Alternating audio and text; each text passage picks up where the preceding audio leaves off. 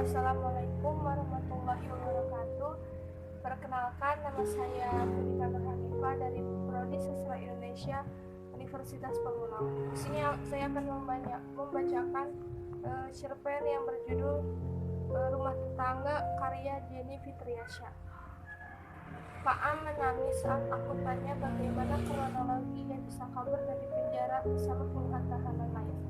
Air mata lelaki tua itu berderai sebelum pertanyaanku ia jawab. Kusadarkan gelas teh manis hangat agar dia bisa tenang.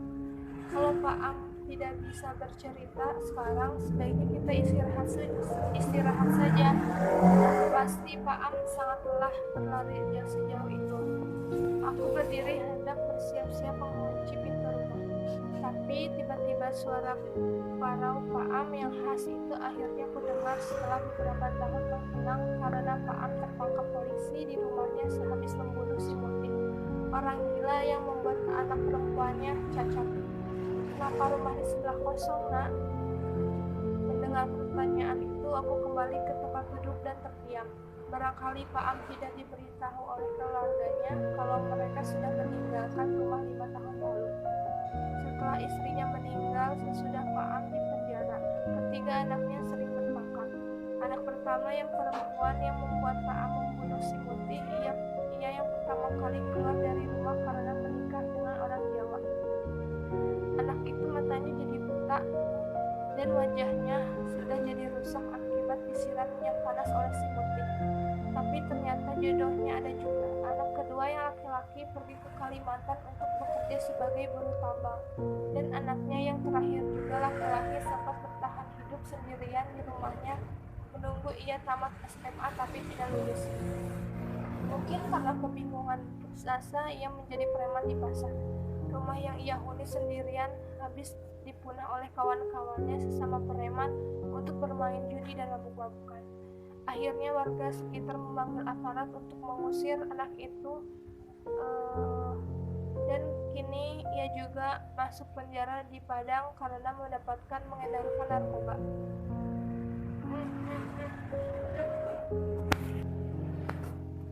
Akhirnya warga sekitar memanggil aparat untuk mengusir mereka. Kabar terakhir yang kudengar, anak itu kini masuk penjara di Padang karena mendapatkan mengedarkan narkoba. Pak Am berdiri sambil menyeka air mata. Ia berjalan menuju jendela dan sedikit menjebakkan tirai jendela tersebut untuk memperhatikan rumahnya yang berada di sebelah rumahku. Apa yang terjadi, Nak?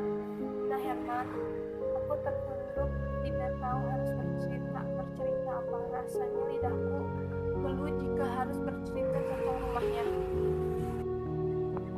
Aku tertunduk, tidak tahu harus bercerita apa. Rasanya lidahku belu jika harus bercerita tentang rumahnya. Apalagi sekarang rumah itu sangat berantakan, menaruh tumbuh di mana-mana. Lumut dan kotoran sudah menggerogoti titik-titiknya. Atap rumah itu nyaris roboh karena dibuat pelan-pelan oleh andai-andai. Jendela-jendela pecah, pintunya rapuh. Tidak ada apa-apa di sana selain hantu dan sisa kesedihan. Terasnya yang dulu menjadi tempat anak-anak tetangga bermain congklak dan hendak macan kini tinggal rumput liar dan tanaman putri malu. Bahkan dari rumah itu beredar cerita-cerita horor membuat warga yang berjalan pada tengah malam was-was apabila melewati rumah Pak Am. Mereka bilang ada hantu si Muti bergentayangan di dalam rumah tersebut. Pak Am harus dipenjara selama 15 tahun karena membunuh si Muti. Pemuda gila itu suka mondar-mandir dan membuat kericuhan. Suatu kali si Muti masuk ke rumah Pak Am ketika mendiang istrinya sedang memasak. Si Muti masuk dari pintu dapur dan orang gila itu membuat istri Pak Am ketakutan. Anak perempuannya pun berteriak. Mungkin karena panik, si Muti malah mengambil panci berisi minyak panas. Sini. Jadi kami masih sering mengobrol. Waktu itu kata ibu, Pak Am melakukan hal keji tersebut karena perasaan sayangnya kepada Aru. Pak Am pasti punya banyak harapan dan cita-cita untuk Aru. Apalagi dia anak perempuan satu-satunya. Tapi gara-gara ulah si Muti, semua itu seperti sirna seketika. Si Muti membuat mata Aru buta permanen. Orang tua manapun pasti marah, bahkan kalap. Hanya sayangnya, Pak Am memilih cara yang salah untuk menghukum si Muti yang gila. Orang yang terlampau baik terkadang sangat gampang melewati batas. Ibu menjelaskan kejadian pembunuhan si Murti, sehingga terbit rasa kasihan dan aku memilih memberikan sebentar ruang yang nyaman kepada Pak Am. Sekarang kamu sudah banyak berubah, nampaknya sudah berkeluarga, ucap Pak Am sembari melirik foto keluargaku terpaku di dinding. Alhamdulillah Pak Am.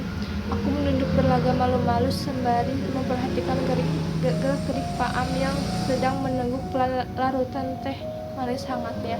Berapa sekarang umur anakmu? Perasaan menenggangkan merayap hatiku semakin was-was. Diam-diam tangan kiriku mulai menyentuh patung kucing yang terbuat dari kayu padat setinggi lutut orang dewasa yang berdiri tepat di samping kursiku. Aku berpikir sejenak. Bukan karena lupa pada umur Lisa, tapi karena gerak-gerik Pak Am mulai sangat mencurigakan. Ia jadi sering melirik ke arah bilik tempat Lisa dan ibunya tidur. Mereka berdua tak tahu ada tamu tidak diundang sedang bertandang di rumah.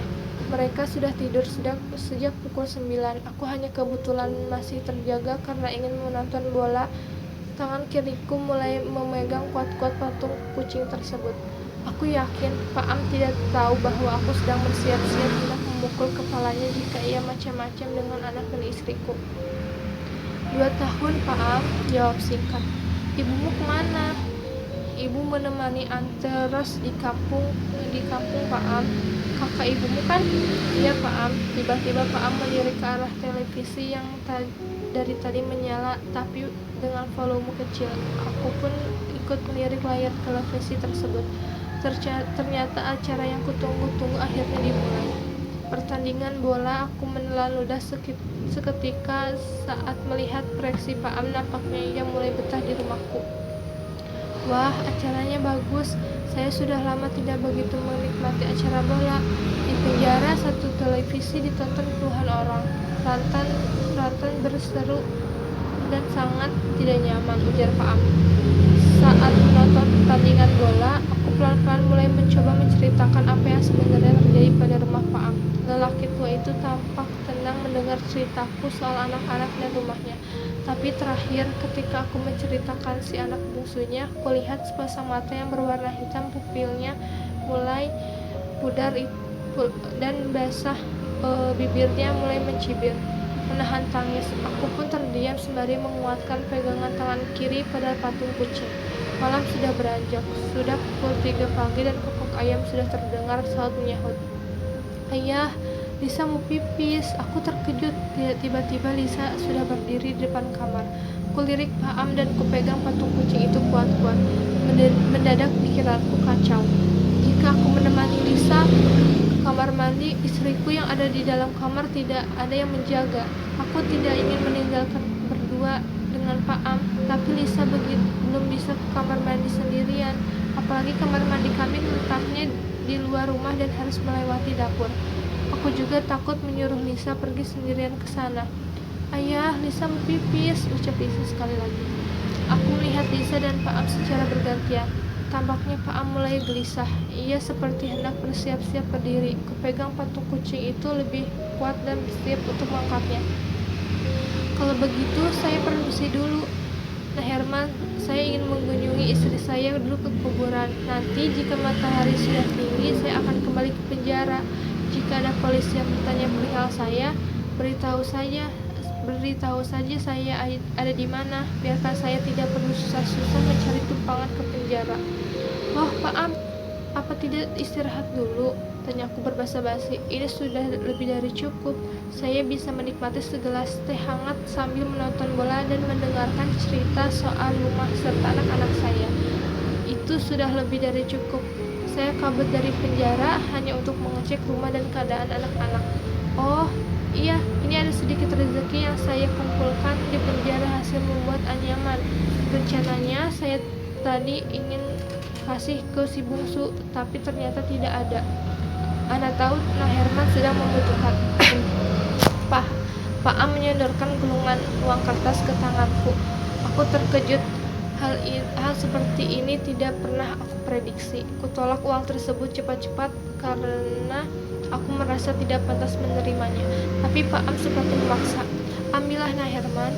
biar saya tenang, biar rasa kecewa saya tidak bisa bertemu anak sedikit berkurang. Ini uang halal dan hasil menganyam.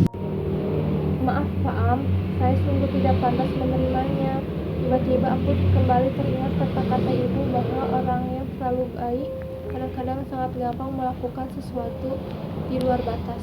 Maka dengan terpaksa aku menerima uang tersebut.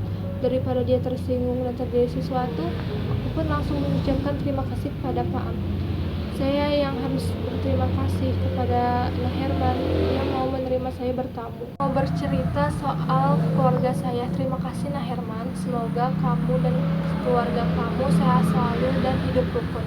Terima kasih sekali lagi, ujar Pak Am sembari melangkah mundur dan berbalik pergi melewati pintu rumah dan menjauh dari pagar, lalu hilang di antara kegelapan. Ayah, patung kucingnya kenapa? Pertanyaan Lisa membuat kesadaranku kembali sepenuhnya. Langsung kulirik patung kucing setinggi lutut orang dewasa. Ternyata aku tidak sadar sudah membawa dari tadi, bahkan membawanya saat pergi mengantar Pak Am keluar. Ayah, siapa kakek tadi? Tiba-tiba aku merinding dan ketegangan memenuhi pikiranku.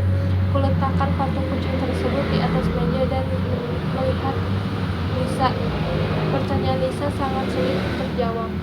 Seketika kembali kuingatkan bahwa orang-orang baik kadang-kadang gampang melakukan sesuatu di luar batas. Sekarang aku mulai takut pada diriku sendiri. Cukup sekian cerpen saya. Kurang lebihnya mohon maaf. Wabillahi taufiq wal hidayah. Wassalamualaikum warahmatullahi wabarakatuh.